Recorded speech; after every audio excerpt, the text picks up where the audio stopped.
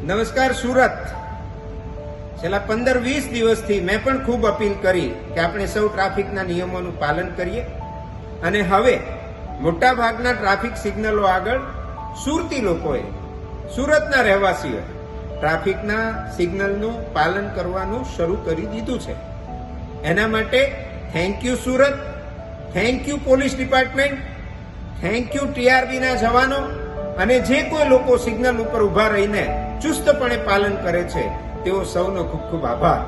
પરંતુ એક મોટી ફરિયાદ હમણાં એ પણ ઉઠી છે કે પહેલા અમને અમારા સ્થળે પહોંચવા માટે અડધો કલાક લાગતો હતો, હવે પોણો કલાક લાગે છે.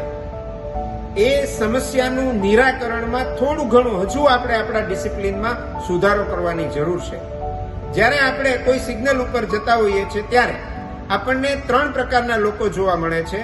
એક સીધા જવાવાળા, એક જમણી સાઈડ વળવાવાળા અને એક ડાબી સાઈડ વળવાવાળા. જ્યારે કોઈ વ્યક્તિ ઉભા રહે છે ત્યારે જેણે સીધું જવું છે એ વચ્ચેની લાઈનમાં જ ઉભા રહે, જેણે ડાબી બાજુ જવું છે એ ડાબી બાજુની લાઈનમાં જ ઉભા રહે અને જેણે જમણી બાજુ વળવું છે એ જમણી બાજુની લાઈનમાં જ ઉભા રહે. તો સિગ્નલ ખુલતાની સાથે બધા જ જઈ શકશે. ખાસ કરીને ડાબી બાજુ તો કાયમી ધોરણે એ સિગ્નલ ચાલુ હોય છે ત્યારે ડાબી બાજુ જે વ્યક્તિ આવીને આડો ઉભો રહી જાય છે, જેને સીધું જવું છે, પરિણામે એના પાછળવાળા જે વ્યક્તિ છે એ ડાબી બાજુ આગળ જઈ શકતા નથી. એના કારણે આખો ટ્રાફિક સ્ટક થઈ જાય છે અથવા એ બાજુ ટ્રાફિક વધારે થઈ જાય છે.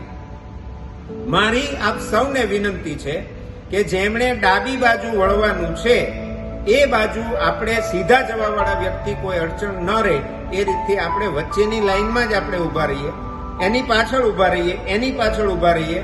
તો હું માનું છું ત્યાં સુધી આજે ટ્રાફિક જામની સમસ્યામાં જે સમય વધારે જાય છે એ સમય ઘટી જશે.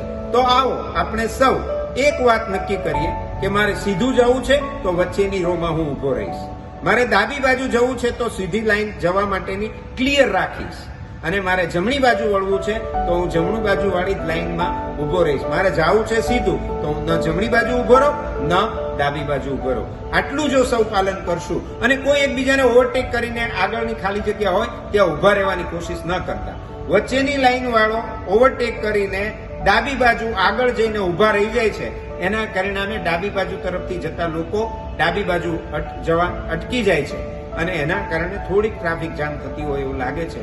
હું માનું છું સુરતે ખૂબ સારો સહકાર આપ્યો છે, બધા જ ટ્રાફિકના સિગ્નલોનું પાલન કરતા રહ્યા છે. ત્યારે લેન ડિસિપ્લિન, લાઇનમાં જવા માટેના જે સિગ્નલ બનાવ્યા છે, જે એરોઝ બનાવેલા છે, એને આપણે પાલન કરીએ તો આપણે ખૂબ સારી રીતે સુરતને ટ્રાફિકના આયોજનમાં મદદરૂપ થઈશું.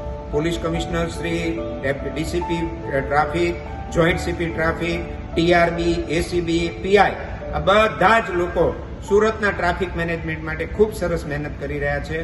આપણે ખૂબ સારો સહકાર આપી રહ્યા છે. ત્યારે લિયો ગ્રુપ ઓફ એજ્યુકેશનલ ઇન્સ્ટિટ્યૂટ વતી હું સૌનો આભાર પણ માનું છું અને હવે જે આ ટિપ્સ આપી છે એનું આપ સૌ પાલન કરશો એવી અપેક્ષા પણ રાખું છું. Thank you.